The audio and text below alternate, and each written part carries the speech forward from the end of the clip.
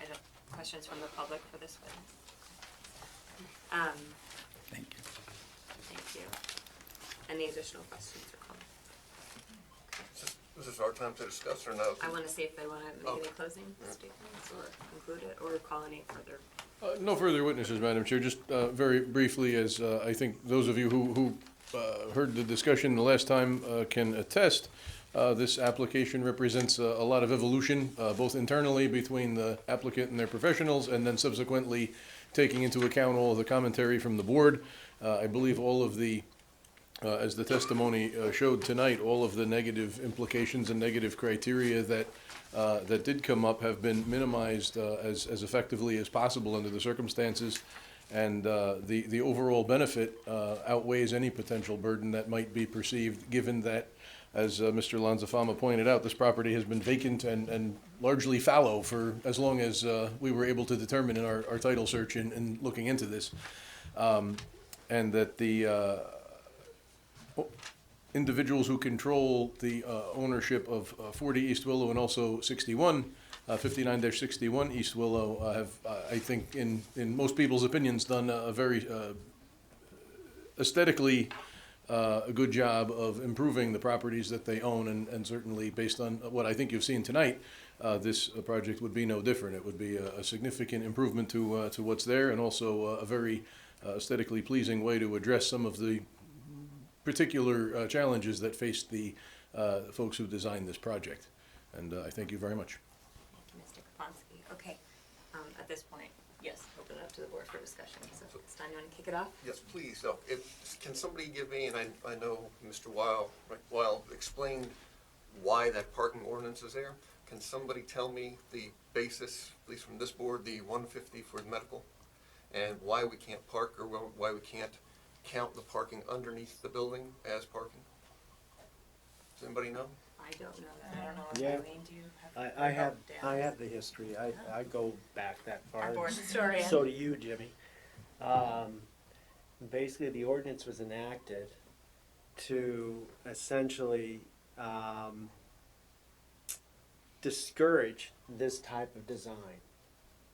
Okay? And not necessarily just from a parking issue, it's more from an urban design and architectural issue, a maintenance issue, and a safety issue. Okay? So that's why we passed that ordinance. There are only a few buildings in town that were designed with the stilts, but we also found them to be detrimental in terms of their aesthetics and their appeal and in their urban design characteristics, and therefore that ordinance was specifically enacted to make it difficult, if not to completely discourage, that type of stilt building design in town.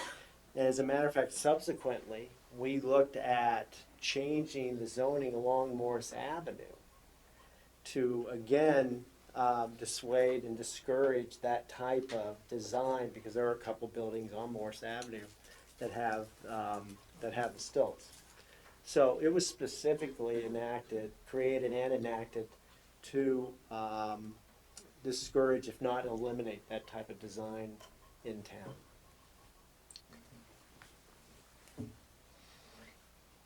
And the 150 square feet for parking space versus what they've described from the other entity, what is the difference, or why do we have a higher density, or why do we require more parking? Well, I think over years that there's been a number of institutions that have looked at shared use of parking and ways parking are utilized. And I don't disagree with Michael in terms of his his citing of the Urban Land Institute ratios. There's just been a lot of work that's been done subsequently, and we're starting to see less people drive, different types of demands, and therefore a lot of, across the board, a lot of those parking requirements have dropped. And more often when you have a shared parking situation where during the night, where you maybe have a mixed types of uses in the area, and then you can find ways that you can use less parking more often. Okay, so So we enacted it based on whatever we did years ago, a certain ratio per square footage, and at that point in time, it was probably appropriate. It's not to say we shouldn't look at those again, maybe, I don't know. But there's been a lot of work since then on parking demands and parking capacity, parking ratios. Thanks. But back to the point of the stilts, I think Dan's rationale is logical, makes sense, you know, from the street perspective. It's not ideal. I think Diane, you know, alluded to it before, saying this is a big improvement over either those buildings that we have or a parking lot.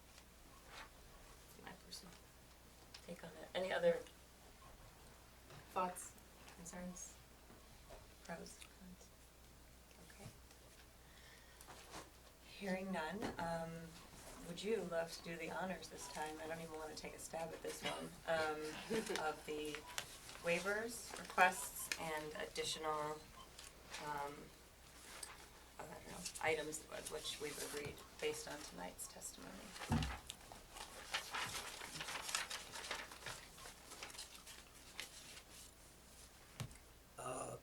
The application is for preliminary and final site plan approval, and for the following variances, a bulk variance to allow for 50, let me make sure I have the number right.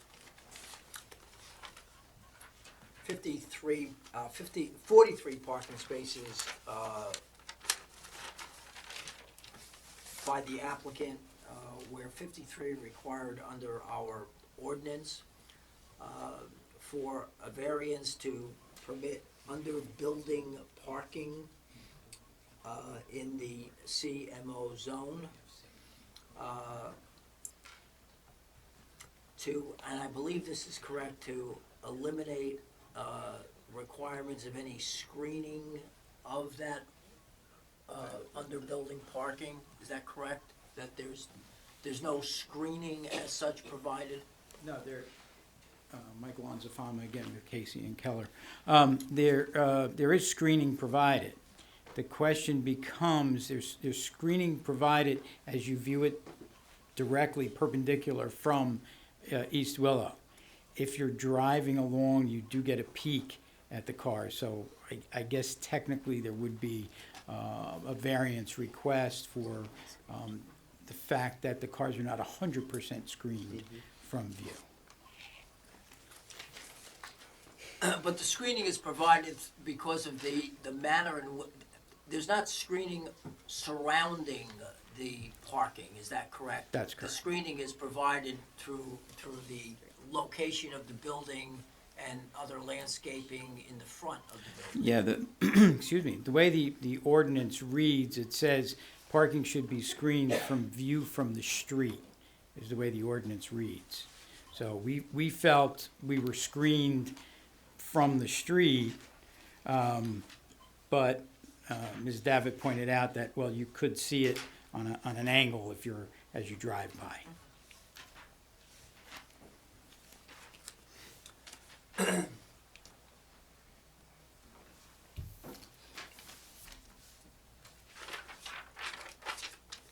I believe that those are the only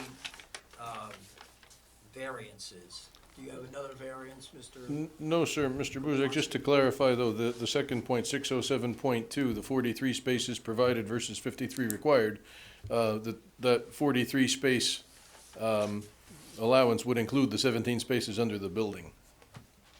Correct, yes, I have it, but it is 53 required and 43 provided. The Correct. earlier For- report had 44. Four, right. Spaces One were space was eliminated. eliminated to provide the loading zone. Right. So the final plan is 43 spaces, including the 17. And- will include electric charging. Yeah, and with regard to the design exceptions, we have the exception from the 30-foot requirement of the access drives that Mr. Lanzafama clarified earlier. I believe we still have the design exception for the average foot candles, is that correct?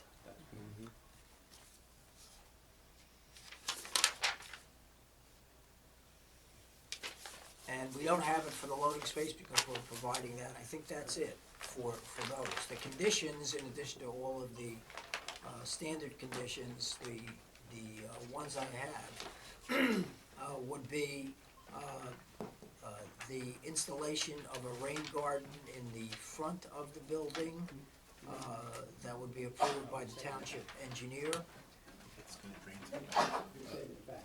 I believe, Mr. Buzak, the swale that Mr. Lanzafama alluded to was the better or bigger alternative to the rain garden in the front. With the goal of capturing, we said an inch and a quarter of rain for storm events.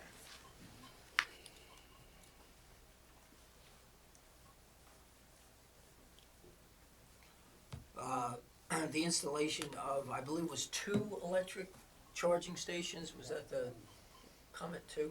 Was it One or two. 1 or 2? 1 or 2? I think we'd be happy with one. I would be happy with 2. We'd be happier with 2. Let's start with one. Yeah, we're asking them to provide the service.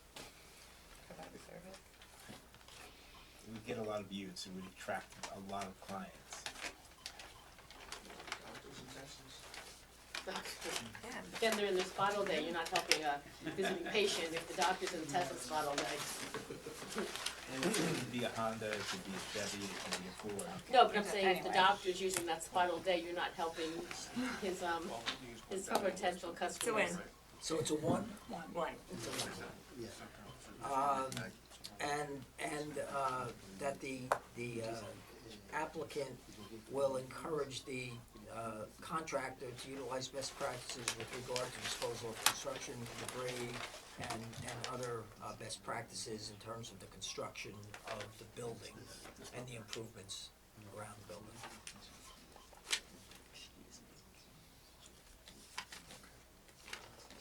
Those are the only other conditions that I had. I don't know if anyone else has any other conditions.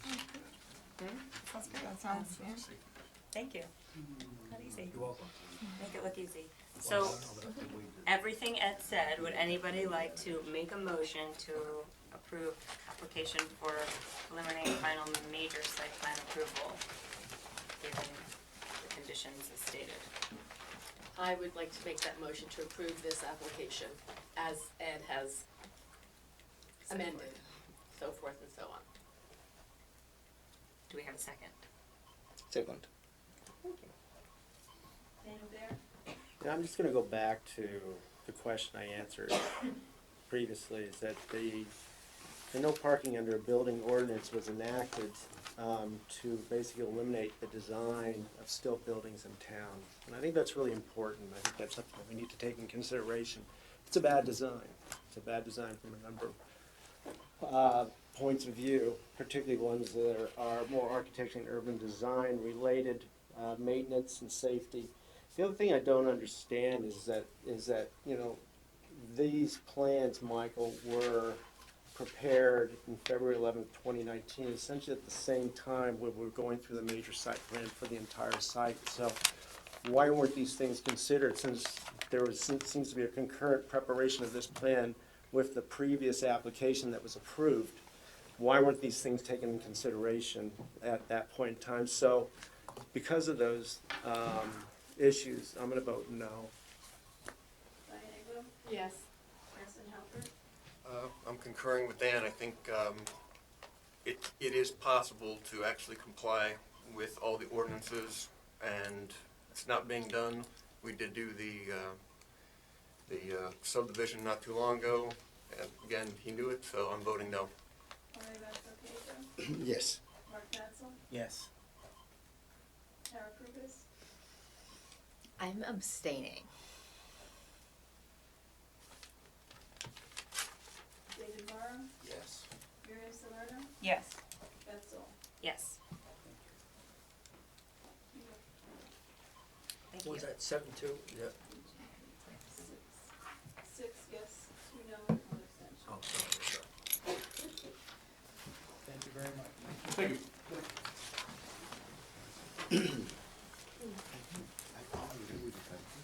Okay, Motion to adjourn tonight's meeting. Motion to adjourn. Thank you. Our next meeting will be March 4th, 2020, 7:30 PM in Town Hall. Meeting is adjourned at 10 PM. 10 PM.